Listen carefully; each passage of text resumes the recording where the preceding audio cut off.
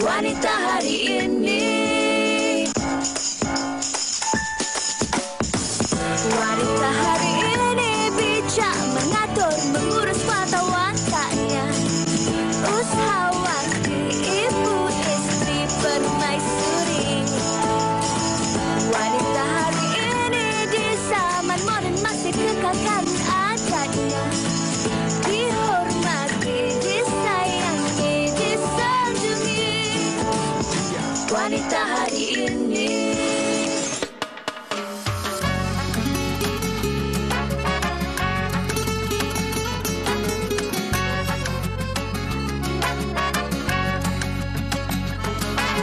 Ramadan ya Ramadan, bulan kemuliaan.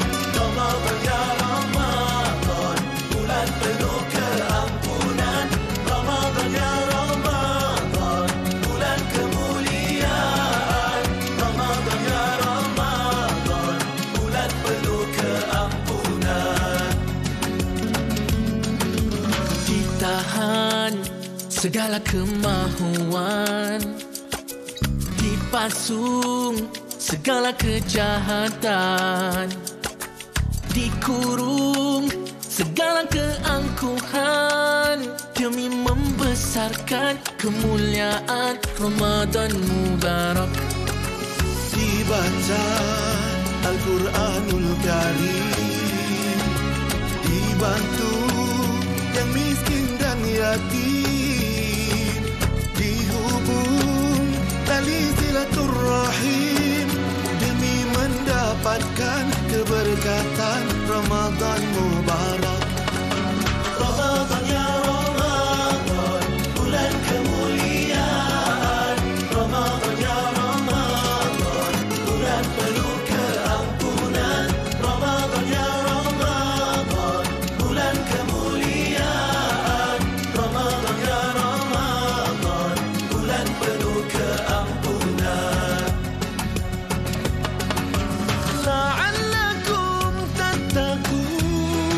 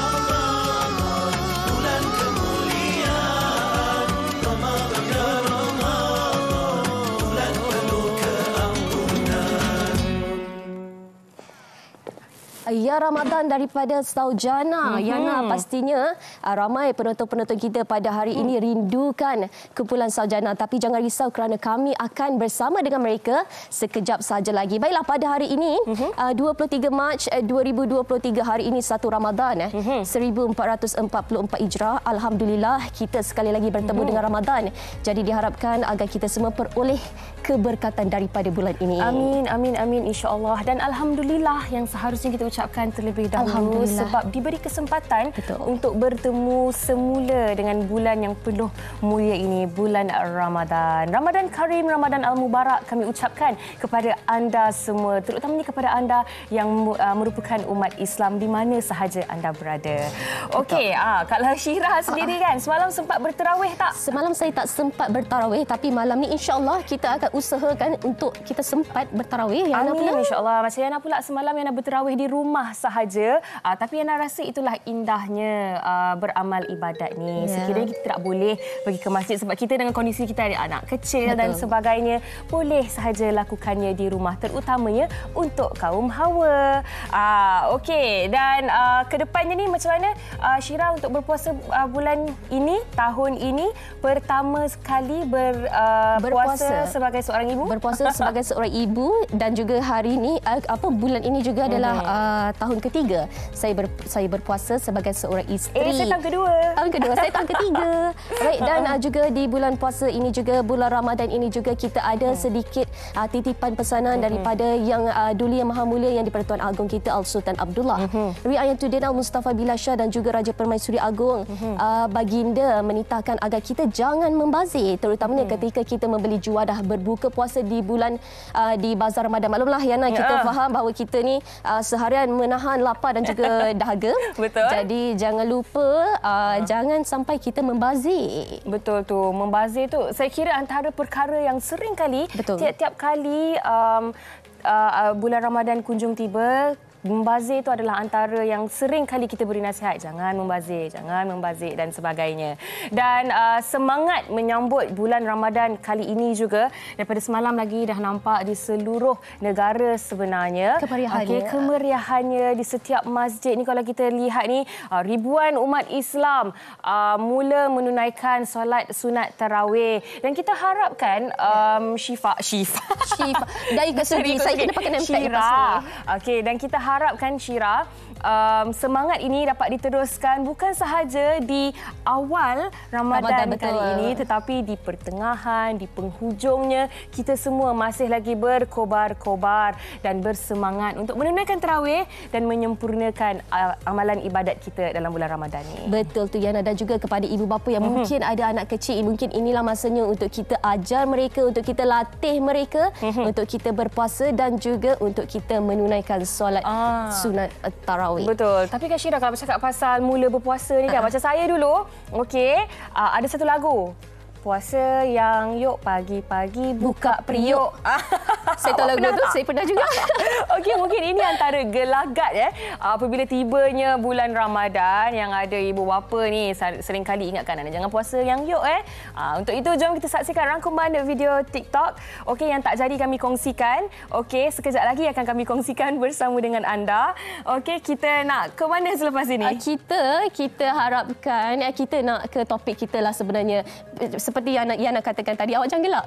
Seperti yang Yana katakan tadi, bila sakit di bulan puasa ini, pastinya ada juga jenis-jenis penyakit yang biasa kita dengar waktu bulan puasa. Antaranya adalah sakit kepala mungkin, gastrik dan sebagainya. Mungkin juga ini semua terjadi kerana perubahan kepada pola kehidupan kita. Maklumlah kita waktu tidur kita pun berbeza, waktu kita makan pun berbeza, dan juga waktu aktiviti kita juga berubah. Betul. Bila sakit di bulan puasa, ini topik yang akan kita bincangkan pada hari ini. Kepada anda, sekiranya ada sebarang persoalan yang nak diajukan kepada tetamu kami di studio, sekejap lagi kita akan bersama dengan mereka. Anda boleh sahaja tanya apa soalan anda ataupun kongsikan pengalaman anda. Mungkin ada anak-anak anda yang puasa-puasa yang yuk tu kan, nak dikongsikan, nak diceritakan bersama dengan kami. Ayuh ke laman Facebook Wanita Hari Ini TV3 dan tinggalkannya di ruangan komen di bawah. Betul tu Yana. Untuk itu kita nak berhenti berehat seketika. Anda jangan ke mana-mana. Wanita Hari Ini. Hari Ini.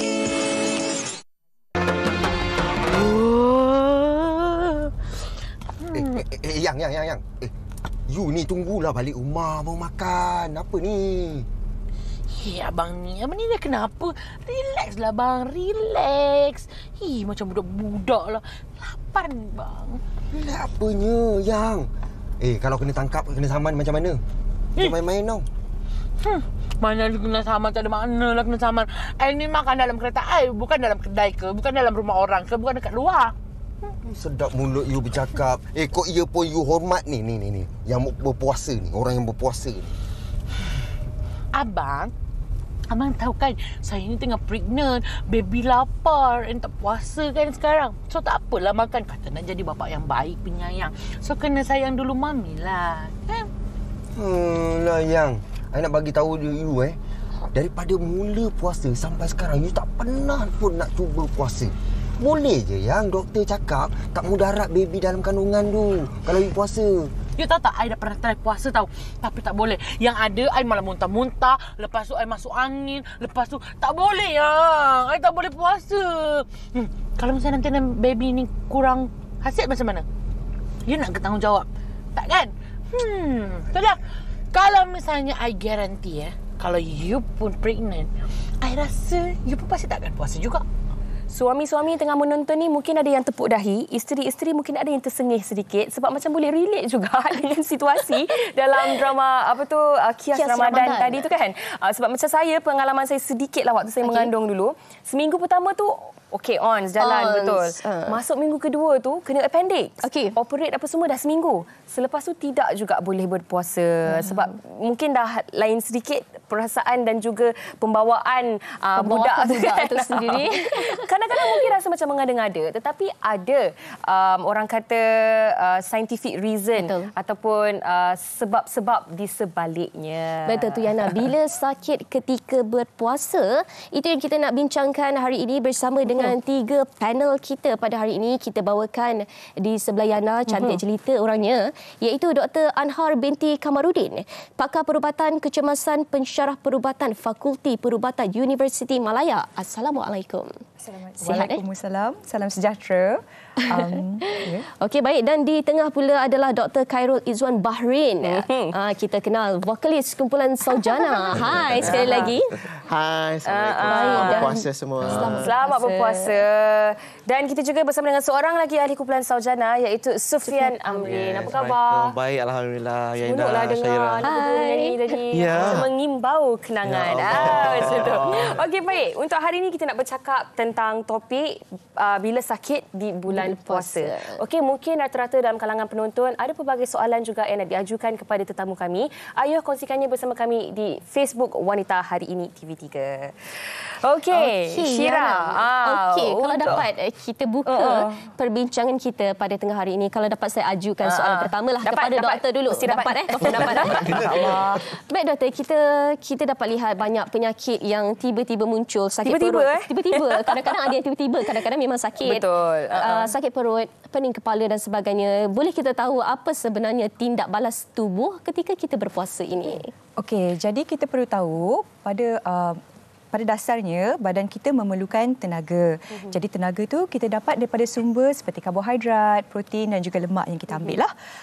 Jadi bila kita makan, sumber tenaga yang berlebihan tu disimpan dalam bentuk glycogen ataupun lemak. Jadi bila seorang tu berpuasa, tak semestinya pada bulan puasa lah, ataupun pada waktu seseorang tu tidak makan pada waktu yang tertentu. Jadinya simpanan ataupun reserve tenaga ni akan digunakan, glykogen dan juga lemak ni akan digunakan dan membentuk tenaga yang diperlukan oleh badan, glukos. Jadinya tidak bermakna sewaktu kita tidak makan tak ada tenaga dalam badan. Jadi secara puratanya penduduk dekat Malaysia akan berpuasa dalam anggaran 13 jam sehari. Jadi di serata dunia dia berbezalah dari tempat ini ke tempat yang lain. Jadi perubahan ini akan menyebabkan ada ketika kalinya kandungan gula di dalam badan mungkin berada pada paras unggul, tapi boleh juga berada dalam paras yang rendah ataupun kita panggil hypoglycemia, atau juga boleh berada pada paras yang tinggi, hyperglycemia. Ada juga perubahan-perubahan lain pada badan, contohnya tekanan darah yang mungkin terutama bagi mereka yang mengalami tekanan darah tinggi akan mengalami sedikit ketidakstabilan pada tekanan darah. Ini juga dipengaruhi oleh diet yang kita ambil pada bulan puasa. Mungkin perubahan gaya hidup pada bulan puasa, tidur dan juga kemungkinan ada kekeliruan dengan pengambilan ubat pada bulan puasa. Ini akan mempengaruhi faktor-faktor seperti ini. Jadi bila ada mengalami apa yang saya dah sebutkan tadi, hypoglycemia, hyperglycemia, jadi pesakit boleh mengalami simptom seperti pening kepala ataupun bila tekanan darah tidak stabil pun boleh menyebabkan pening kepala. Hypoglycemia boleh menyebabkan rasa gelisah, berpeluh-peluh, rasa nak pitam pun boleh menyebabkan simptom-simptom ni. Selain daripada itu, ada juga mereka yang macam kata tadi rasa gastrik kan.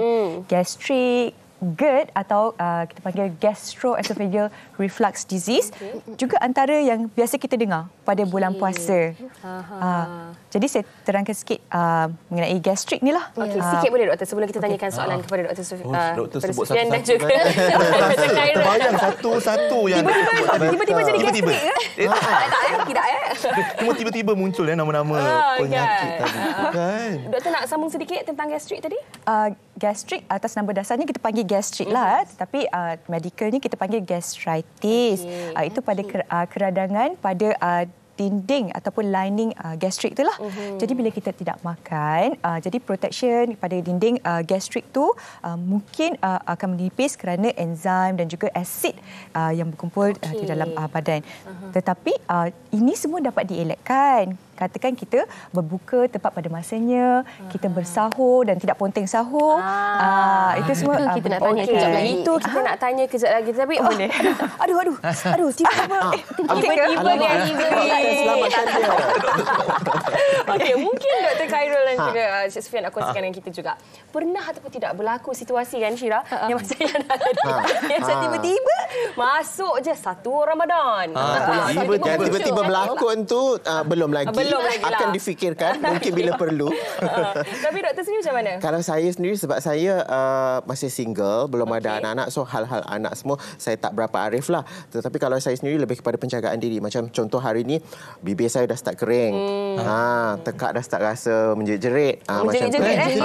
Sebab kita belum biasa lagi. Kalau selalu pagi kita dah ada kopi, lepas tu kita dah minum bertong-tong kan. So sekarang ni dia dah macam nak adapt. So bila buka puasa nanti kita tahulah kita nak ambil apa, tapi yang penting masa sahur nanti besok ada beberapa adjustment yang saya nak buat lah. Contohnya minum lebih, kita tahulah, dan lepas tu kopi siap-siap ke apa ke supaya badan kita tak mengamuk. Macam tadi saya tak kopi. Okey, kopi siap-siap lah. Bolehlah kita mulai. Tak nak tidur ke apa? Memang tak nak tidur langsung sebab lelaki. Jangan, tidur kena kan doktor? Kena ya. Tapi kalau macam Sufian sendiri macam mana? Pernah tak berlaku dalam pengalaman Ramadan-Ramadan yang sebelumnya ni kan? Yelah, kita pun tak ada siapa yang nak meminta untuk sakit kan? Betul. Tapi bila semua senarai-senarai penyakit yang datang sebut tadi, dan yang macam Syirah sebut tiba-tiba datang bila bulan Ramadan ni, saya rasa mungkin first week mungkin kita akan rasa, sebab kita nak adjust badan kita, nak biasakan dengan suasana bulan Ramadan, nak berlapar. Jadi saya rasa banyak adjustment yang kita kena buat. Cuma sakit tu biasa. Cuma yang saya rasa yang paling penting kita kena tahu punca dia apalah kan. Kita taklah, kalau tak kita tak boleh diam diri saja buat tak tahu, buat dono tahu-tahu takut benda tu lagi merebak, lagi teruk, lagi bahaya. Jadi kalau macam contoh gastritis atau gastrik ni, saya rasa lagilah kena dapatkan lagi-lagi yang biasa kena jumpa doktor betul kot. Pernah kena ke? Alhamdulillah setakat ni tak. Sebab cukup makan kot. Makan cukup alhamdulillah. Mungkin boleh kongsikan juga apa yang dilakukan oleh anda berdua kan, sebab gastrik ni biasanya kalau kita tak makan macam doktor katakan tadi kan. Jadi waktu sahur tu nanti bagaimana, apa menunya dan sebagainya. Tapi kejap lagi. Okey. Baik, Syira, kita banyak lagi yang nak tanya kepada tetamu kita. Tapi sebelum tu kita nak tengok dahulu pendapat orang ramai mengenai topik kita pada hari ini. Jom kita tengok.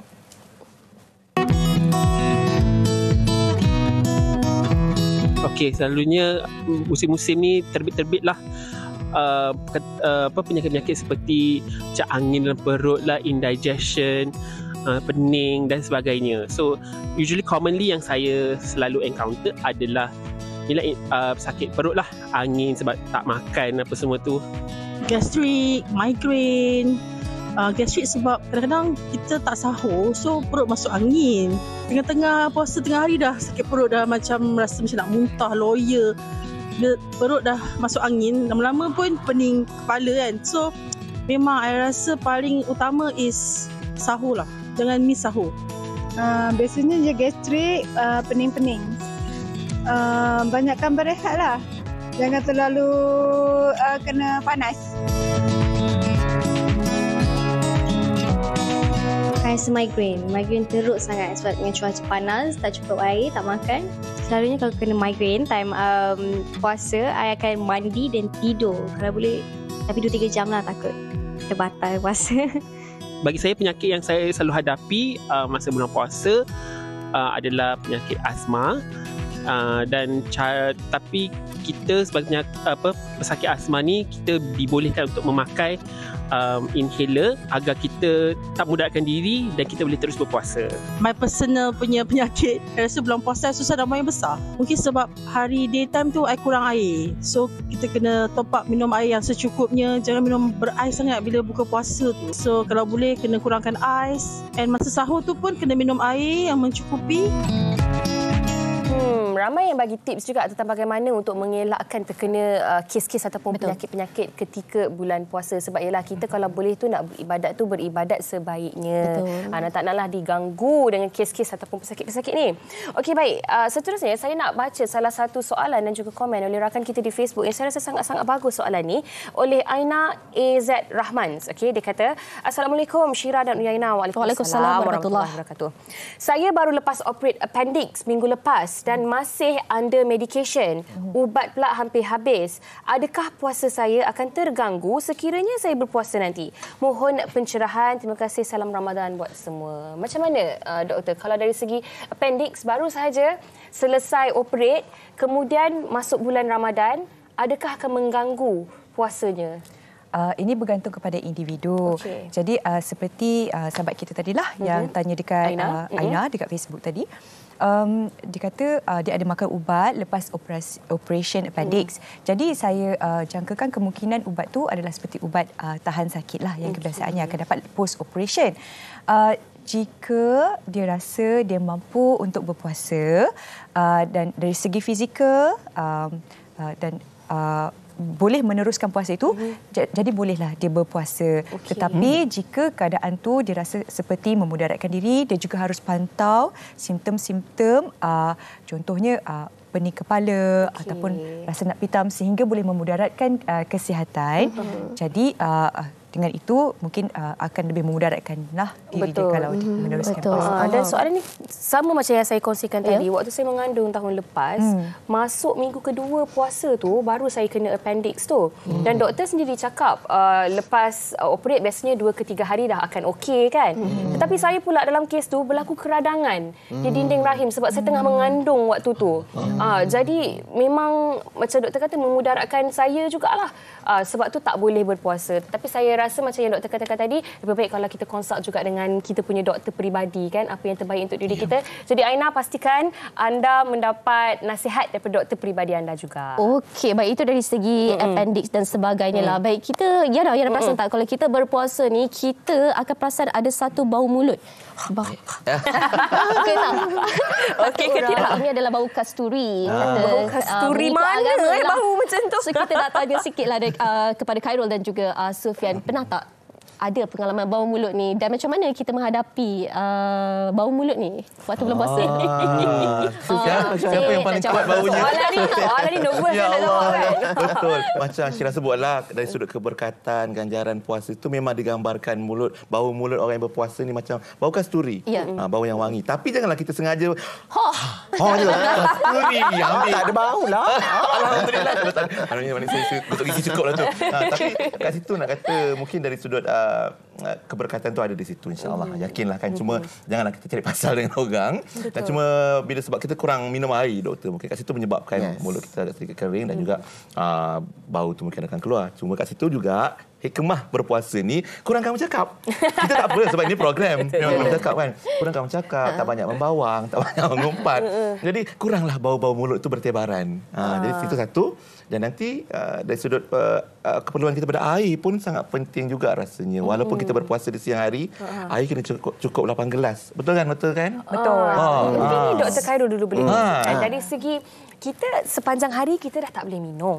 Betul kan? Betul. Jadi macam mana kita ni nak memastikan yang air yang kita masukkan ke dalam badan kita tu mencukupi untuk kita sustain sepanjang hari kita berpuasa tu. Ada beberapa indication lah sebenarnya yang kita boleh tengok. Kalau kita nak alert atau kita betul-betul nak jaga sebenarnya, kita boleh tengok dari segi kulit kita pun dah tahu dah. Kadang-kadang tiba-tiba dia kering, menggelupas, ataupun kita boleh picit tiba-tiba macam skin tegel kita dia lambat. Kita picit sekarang. Baru 5 jam puasa. Kalau kita tarik itu tak turun-turun, maksudnya kurang betul air. Maksudnya top up lah lebih masa berbuka nanti. Kita boleh adjust sendiri. Tetapi kalau dari segi perubatan memang ada, kita boleh bahagikan siap-siap. Masa sahur banyak mana, berbuka banyak mana. Tetapi orang kata in the end of the day, lifestyle kita berbeza-beza. Kan kalau kita nak ikut standard pun tak boleh juga. Cuma kalau segi macam bibir, kita boleh tahu dah. Kulit kita boleh tahu dah. Ataupun dari segi overall, kalau orang tu nampak lesu sangat, kulit dia kita kata kusamnya nampak, maksudnya betul-betul dia betul-betul dehydrated. Mungkin ada satu tahap kita mungkin kena alert dia, awak ni mungkin perlu bantuan secara klinikal ke, kena pergi klinik ke, dah sampai ke tahap itu. Maksudnya kita pada kita berpuasa cari pahala untuk diri sendiri, kita tengoklah orang sekeliling kita juga. Kadang-kadang ada juga yang mungkin tak berapa aware yang dia memerlukan bantuan. Mungkin selain itu kita boleh top up juga dengan moisturizer, lip balm, apa-apa bantuan-bantuan temporary yang boleh untuk bantu dalam keadaan kita tidak minum. Okey, baik. Dan paling penting kena pastikan pengambilan air di waktu-waktu yang boleh kita minum. Waktu boleh yang selepas berbuka dan waktu bersahur tu perlu tahu berapa gelas dan pengambilannya berapa banyak. Okey, dan mungkin berkaitan juga dengan hygiene iaitu bau mulut ni kan, mungkin doktor boleh berikan sedikit penjelasan kenapa kalau kita berpuasa, kita tak makan sepanjang hari, mulut kita tu ada tendensi untuk berbau. Apa explanationnya, doktor? Okey, jadi pada bahagian mulut kita ada satu protection dari segi saliva lah yang contain enzim. Jadi jika kita berpuasa, kita tidak makan, tidak minum, enzim dan juga saliva ini dia punya stimulasi dia kurang. Jadi mulut akan jadi kering. Bila mulut tu menjadi kering, dia menjadi unsur untuk pembiakan bakteria. Bakteria ni kadang-kala dia akan mengeluarkan gas yang mungkin ada bau yang kurang menyenangkan. Jadi untuk mengelak ni kita digalakkan untuk minum dengan kadar yang konsisten, bukannya sekaligus lah. So konsisten dalam 2 liter sehari ataupun up to 8 gelas lah dalam satu hari. Dan juga pada waktu sahur juga kita kena ingatkan diri untuk minum. Okey. Okey, baik. Dan Syirah sedikit juga. Kadang-kadang kita terlupa yang indahnya menjadi orang Islam ni. Kita kena solat pun 5 waktu sehari. Sebelum itu solat kita kena ambil wuduk, kita perlu berkumur. Jadi dekat situ ingat-ingatlah juga dalam kita nak mengejar pahala tu kan. Jangan biarkan orang lain menjauhi kita dan marah dengan kita disebabkan oleh bau mulut kita. Betul tu ya. Kerak kumur. Okey, kita kumur 5 kali. Jangan telat Amboi kemain Okey, baik doktor. Kita ada satu komen dekat Facebook kita daripada Muhammad Fauzan Fauzi, katanya Assalamualaikum. Waalaikumsalam. Saya ada penyakit gastrik, baru pagi tadi saya mual sekali tapi sekarang saya rasa okey sikit. Cuba kuatkan semangat. Sayang rasanya nak tinggalkan puasa. Saya ada gastrik ni sebab penyakit keturunan daripada arwah opah turun ke arwah ayah. Kemudian kini saya pula yang dapat. Kalau dapat saya tanyakan kepada doktor sendiri untuk mereka yang ada penyakit gastrik, penyakit yang mungkin sedia ada dan sebagainya, apa agaknya yang boleh dilakukan ataupun tak boleh dilakukan oleh mereka dari segi pemakanan ataupun tips yang boleh mereka buat sepanjang bulan puasa ni. Dan juga pengambilan ubat-ubatan mereka. Bagaimana dia memberi kesan ketika berpuasa, doktor? Okey, untuk mereka yang ada gastrik lah, terutamanya pada bulan puasa, kerana waktu yang kita tidak makan tu dalam jangkaan 13 jam. Jadi kita perlulah plan dari awal supaya kita dapat makan dengan konsisten, dan menurut yang kawan kita cakap tadi, dia kata penyakit keturunan. Tetapi gastrik tu dia bukanlah satu penyakit keturunan, tetapi dia lebih kepada unsur environmental. Jadi bila gastrik ni gastritis lah dengan nama medical dia, dia akan dikonfirmkan dengan melakukan skop dan melihat pada dinding gastrik itu sendiri. Jika memang ada keradangan, kita akan mengelakkan makan makanan-makanan yang pedas, contohnya makanan yang masam yang mungkin akan boleh meradangkan lagi dinding gastrik seseorang itu. Dari segi ubat untuk gastrik, pada waktu sahur tu, jika memang dah dipastikan pesakit tu ada masalah gastritis, mereka boleh ambil ubat gastrik, proton pump inhibitor, contohnya omeprazole, esomeprazole. Jadi ubat ni jika diambil berserta dengan makan pada waktu sahur, mungkin boleh mengelak simptom gastrik ni bertambah lebih teruklah, terutama pada bulan puasa. Okey, baik. Tetapi selain pada gastrik, ada juga yang kita panggil gastroesophageal reflux disease, iaitu GERD. GERD ni dia terjadi bila injap pada bahagian perut kita menjadi lemah, terutamanya bila seseorang tu meningkat dengan usia lah. Jadi ini boleh diterukkan lagi jika seseorang tu makan dengan berlebihan. Makan yang berlebihan menyebabkan reflux lagi dahsyat lah. Yes, ya, betul. Dan macam mana pula untuk penyakit-penyakit lain? Contohnya mereka yang ada penyakit diabetik, yang perlu suntikan insulin. Bagaimana doktor? Ibu menyusu ke? Ibu menyusu. Okey, dari segi ubatan, mereka yang ada penyakit kencing manis pada bulan puasa, mungkin ada sedikit modifikasi terhadap ubat ataupun insulin yang mereka ambil. Kawalan gula ni haruslah dipantau dengan lebih ketat pada bulan puasa, memandangkan seseorang itu dia punya lifestyle ataupun diet sudah berubah kan. Jadinya insulin sebelum ni mungkin 3 kali sehari, sekarang mungkin perlu diubah kepada waktu rapid insulin tu, bolus insulin pada waktu bersahur dan juga pada waktu berbuka. Dan adalah digalakkan jika mereka yang di rumah ada alat untuk memeriksa gula sendiri di rumah. Jadi bila seseorang itu yang ada kencing manis tidak boleh meneruskan puasa. Jadi antara indikator dia mengikut garis panduan lah, jika gula itu berada pada paras yang terlampau rendah 3.9 dan ke bawah. Itu dah hypo lah kan? Itu dah hypo. Basically itu dah membahaya pada kesihatan. Dan juga bila terlampau tinggi pun ada. Terlampau tinggi mungkin kerana seseorang itu kata contoh saya tak makan jadi tak perlulah makan ubat. Jadi gula seseorang tu bertambah tinggi dan tinggi dalam pada bulan Ramadan. Itu pun possible. Jadi lebih pada 16.7 pun adalah bahaya. Itu tinggi betul. 16.7 risau ya. Okey, baik. Dan itu berkenaan dengan penyakit yang tiba-tiba datang kan. Tiba-tiba datang. Tetapi kalau yang cari penyakit ni, hujung perbincangan kita ni kan. Mungkin Dr. Khairul dan juga Sofia boleh kongsikan antara aktiviti-aktiviti yang sebelum puasa boleh kita lakukan. Tetapi sewaktu puasa tu perlulah ada orang kata batasannya juga. Supaya ini yang tak jadi cari penyakit ni. Tiba-tiba pengsan tu. Berlari padang 10 round dan sebagainya. Sedikit di hujung perbincangan ini. Bagi saya itu normal. Sebenarnya bila kita resource kita dah semakin menurun, body kita akan secara automatik melimitkan apa yang kita, aktiviti yang kita buat selalunya. Nyanyi kurang tak? Kurang, menyanyi kurang, bercakap, mengumpat kurang. Nyanyi malam tau. Siang pula nak nyanyi dekat Cumanya kalau ada certain condition, kadang-kadang kita ni degil ataupun kita nak juga cabar diri. Yang tu yang kadang-kadang pengsan tiba-tiba lah. Cuma dalam bulan Ramadan, bulan puasa ni, kita banyakkan, itulah bulan Ramadan pun mengajar kita banyakkan bersabar, banyakkan kurang-kurangkan buat benda-benda yang tak sepatutnya, kan, kurang-kurangkan menipu, tipu-tipu sakit, kan. Janganlah. Kan kita tengah puasa. Janganlah menipu yang merepek-merepek kan. So sebenarnya banyak pengajaran di sebalik bulan Ramadan ni yang kalau kita apply kan, insya-Allah kita boleh berpuasa dengan elok dan aman.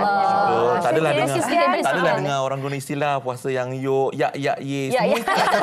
Macam-macam lah istilah sekarang ni kan. Jadi biar semua kuatlah nak keep biar kuat tu sepanjang hari kita 13 jam 14 jam berpuasa kan. Biarlah kita cukup makan waktu sahur dan juga waktu berbuka pun kena berpada-pada juga sebab walaupun kita berpuasa tahan makan lapar dahaga bagai tapi boleh jadi juga risiko kencing manis, darah tinggi kalau tak jaga makan. Tetap kalau buka puasa cari kambing dulu pun bahaya juga. Kena kawal. Baru tengah hari. Gitulah ceritanya. Alright. Kita nak ucapkan terima kasih kepada Dr. Anha binti Kamarudin, kepada Dr. Khairul Izwan dan juga Sufian Amir. Sekejap lagi akan bersama dengan kita. Tetapi untuk bercerita tentang kumpulan Saujana pula. Doktor, terima kasih banyak-banyak. Banyak pencerahan yang dah diberikan. Okey, dan harap anda semua dapat lebih cakna dengan keadaan tubuh badan kita apabila berpuasa. Penyakit yang datang itu boleh dielakkan seperti migrain dan sebagainya tu kalau kita betul-betul merencanakan ataupun plan makan waktu sahur dan berbuka sebaiknya. Kita lebih kenal tubuh badan kita ya. Nah, baiklah, kita nak berhenti berehat seketika, jadi jangan ke mana-mana sebab kita akan bersama dengan Saujana sekejap lagi. Sepuhunkah wanita hari ini?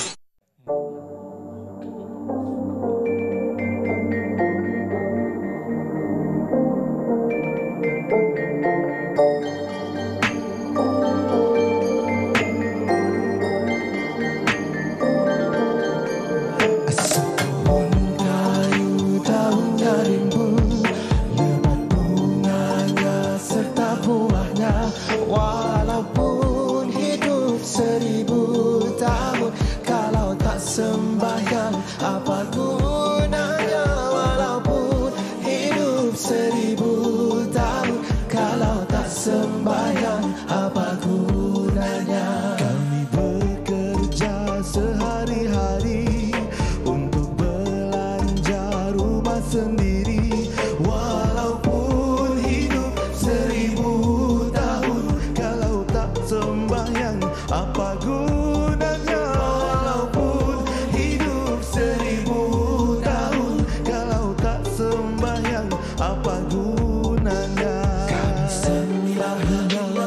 Sembahyang sunat Allah bukan sebarang supaya Allah menjadi sayang kami bekerja hari yang supaya Allah menjadi sayang kami bekerja hari yang sepohon kayu daunnya rimbun lebat bunganya serta buahnya walaupun hidup 1000 tahun kalau tak sembahyang apa gunanya walaupun hidup 1000 tahun kalau tak sembahyang apa gunanya.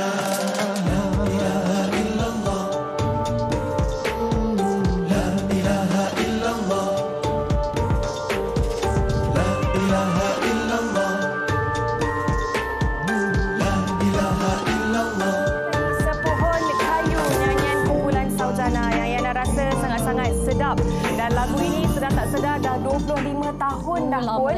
Okey, hebat ya lagu ni. Masya Allah, subhanallah. Dia jadi balik lepas 25 tahun. Betul. Dan tadi produser kami suruh kami nyanyi. Tapi Yana rasa kalau Yana sambung nyanyi, tak jadi sesedap dan selunak abang-abang kita dari Kumpulan Saujana ni nyanyikan. Ya, betul tu.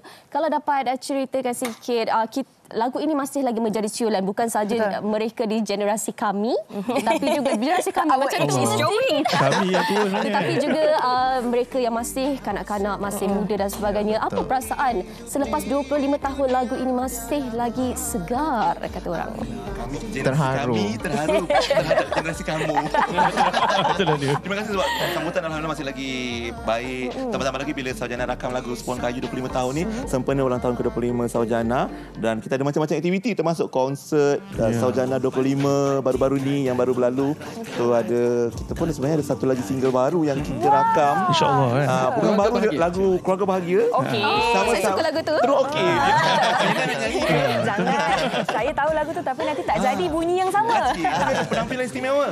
Siti Nurdiana akan menyanyi bersama-sama. InsyaAllah besok kan kita akan keluar kan. Besok. Alhamdulillah, Masya Allah. Tapi kan untuk lagu Sepohon Kayu ni kan, macam tadi yang dah dengar, ada juga elemen-elemen muzik moden yang betul. dimasukkan. Kita panggil arrangement tu, kita panggil mesra TikTok lah. Mesra TikTok. Boleh. Boleh buat konten. Okey, tapi kalau boleh kongsikan, waktu itu umur kalian berapa ketika lagu Sepohon Kayu mula? Bila nyanyi Cuba teka. Kalau sekolah berapa umur kan? Kita 16 tahun. 16 tahun. Semua 16 tahun ke berbeza? Semua sama 16 tahun. Lebih kurang. Lebih kurang. Ya, betul. Ketika Itulah itu umurnya. 16 tahun dan sekarang rahsia buatlah materi Rahsia. Kira sendirilah. Campur 25. Tapi masih lagi dia terima tu kiranya macam Masya Allah, Subhanallah. Hebatnya lagu Sepohon Kayu ni kan macam Yana sendiri kan. Lagu ni sangat-sangat mengingatkan Yana untuk kalau tinggal solat, lagu ni kita takut inilah lirik-liriknya. Betul. Dia akan membuatkan kita rasa seram, takut dan ini sebenarnya mesej dakwah yang nak disampaikan menerusi lagu. Betul. Apa yang dirasakan oleh anda semua walaupun album terakhir 2013, betul? Lepas tu kita banyak single. 10 tahun. Banyak buat single kan, Album trend tak ada, single. itu yang terakhir. Jadi macam mana? Apa perasaan itu? Kita ikut trend sebab sekarang ni ramai artis yang merakamkan single instead of album kan. Jadi tapi bila ada peluang buat single tu kita buat yang the best lah. Termasuklah reunion Saujana. Saujana akan jadi 7 orang kalau projek reunion termasuk menggabungkan ahli asal Saujana lah. Baik Yana, kalau kita dapat lihat di Kaca TV tadi, itu adalah video klip yang baru. 16 tahun. Masa ni berapa tahun ni? 16 tahun. Alah, hai comel dia. Macam baru lahir je. Adik-adik ni pun dah besar. Dulu pohon kayu tauge, pokok tauge, sekarang pokok apa tak tahu besar. Okey, tapi ketika itu dapat merasakan ataupun tidak lagu Sepohon Kayu ini akan mencetus fenomena yang sehingga 25 tahun 26 tahun kemudian masih lagi sedap dan didengari dan mesej ni masih lagi yang sama, dia boleh terima. Kalau tanya ketika tu memang tak tahulah. Kehebatan produser zaman-zaman dululah. Mereka tahu lagu mana boleh jadi hit dan sebagainya. Waktu tu di asrama lagi kan. Jadi tak dapat berita sangat kan. Betul. Itu macam mana masa tu? Tapi lagu tu sendiri sebenarnya sekarang pun sebenarnya masih lagi kalau macam adik-adik baru masuk sekolah itu, sekolah pasang lagu tu. And dia orang tag saya. Saya rasa macam tak habis-habis lagi. Masih lagi. Maksudnya kita boleh menyaksikan generasi baru pun akan menghayati juga insya-Allah lagu. Uncle ke atuk? Lagu ini. Sampai kita jadi atuk nanti. InsyaAllah for the next 25 years insyaAllah. Okey, baik. Kumpulan Saujana sendiri ada ke perancangan terbaru ke? Mungkin ada konsert-konsert ke? Nak buat konsert ke? Kita juga kalau buat lagi. InsyaAllah sebenarnya kita ada undangan juga untuk buat konsert di seberang. Mungkin di Singapura, mungkin di hujung tahun atau awal tahun nanti di Singapura. Dan ada juga kenalan di Indonesia dah mula buat gerak kerja lah. Masya Allah. InsyaAllah kita akan menyeberang lah juga. Dan, Bila tu? Tak tahu lagi. tak tahu lagi. Nanti kita umumkan. Dan juga sempena Ramadan ni pun kita juga beberapa persembahan di beberapa hotel. Termasuk kalau di Kuala Lumpur dan di Sambil berbuka, sambil berhibur. untuk menghiburkan pengunjung hotel lah. Dan peminat. Tapi saya masih tak puas satu lagi. Album ni bila ni? Album ni. Album gambar banyak. Banyak gambar. Album tu insyaAllah. Rasanya ramai juga yang mencadangkan supaya kita merakamkan balik lagu lama. Syirah kan. Sebab Dia orang tak move on. Itulah orang kata lagu-lagu yang malar segar, evergreen. Ini adalah lagu-lagu yang kalian sendiri terlibat bersama. Apa agaknya resepi ataupun formula yang membuatkan lagu-lagu dahulu masih lagi sedap dan diterima sampai sekarang. Syirah nak buat album. Saya rasa lah kalau ada ini sebenarnya brotherhood tu. Bila kita buat kerja dengan ada persaudaraan, perpaduan, insya-Allah dia punya orang kata manfaat tu sampai sekarang dapat dirasakan lah. Betul juga. Betul. Kita ada producer yang kita nak request sikit, boleh ke kalau kita nak nyanyi lagu Sekeping Hati secara Lagu ni pun favourite saya. Jangan. Itu mungkin kita duet dengan Kai Bahar tu. Cik gitu, bocor gitu. Sedikit. Boleh insya-Allah. Eksklusif di Wanita Hari ini. Okay, 3, 2, okay, go. Sekeping hati dibawa berlari, jauh melalui jalanan sepi. Jalan kebenaran indah terbentang di depan matamu para pejuang. Lagi. Tapi jalan kebenaran tak akan selamanya sunyi. Ada ujian yang datang melanda, ada perangkap menunggu masa. Ya Allah, kenangannya. Ini kan, kalau anda semua nak tahu betul, waktu saya sekolah dulu, lagu-lagu inilah. Lepas tu lagu Sepohon Kayu, Keluarga Bahagia, antara yang orang kata sangat-sangat menggamit memori lah. Lagu nasyid tak dekat sekolah dulu. Inilah dia. Okey, kalau Keluarga Bahagia boleh ke belanja sikit? Belanja Boleh, sikit. Sah, kita masih ada masa lagi. Boleh. Baru bersama Siti Nurdiana itu kena dengar lah. Okey. Tapi ini sikit ni untuk hari ni. Silakan. 1, 2, 3, go. Okey, nyanyi dah banyak. Indahnya damainya keluarga yang bahagia, itulah indah impian setiap insan yang dahagakan belayan serta kasih dan sayang. Lagi sikit. Oh ayah, oh ibu, dengarlah rintihan dan luahan hatiku yang dahaga kasih. Jiwaku rasa tersiksa ketandusan kasihmu. Marilah kita bina bersama-sama Keluarga bahagia. Kita datangkan Siti Nurdiana. Bukan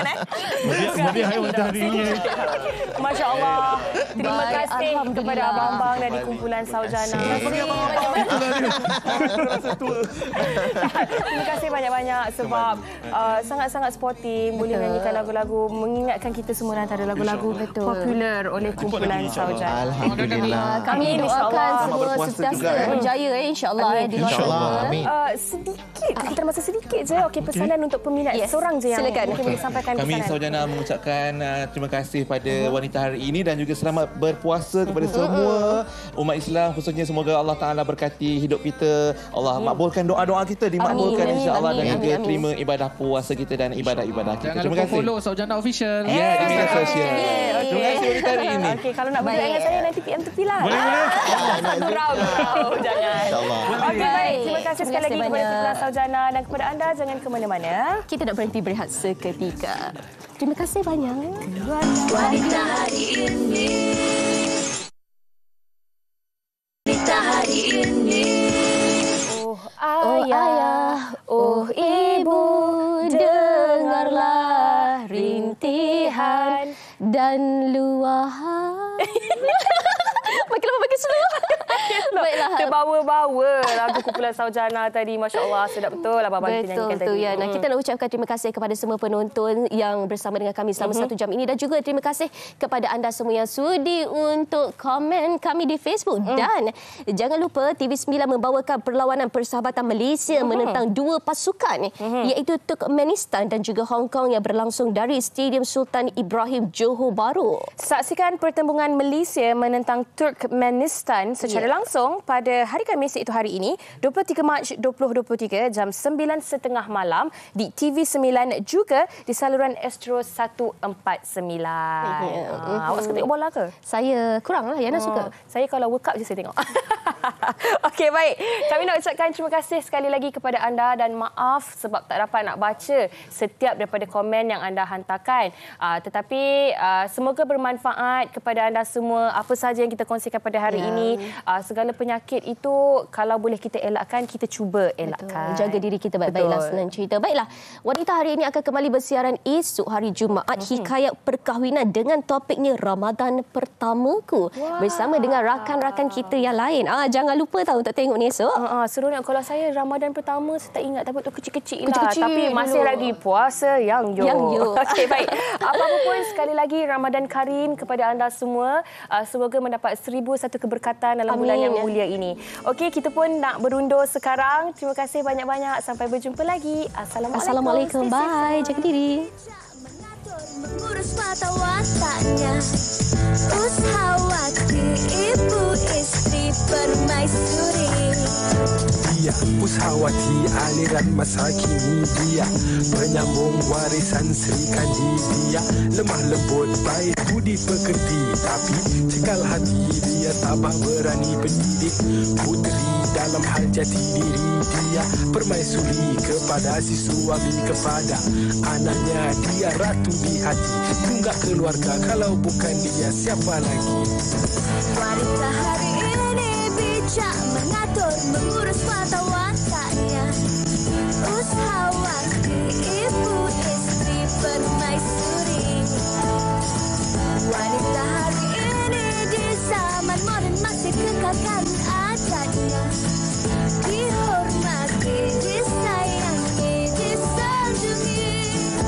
Dia ushawati aliran masa kini.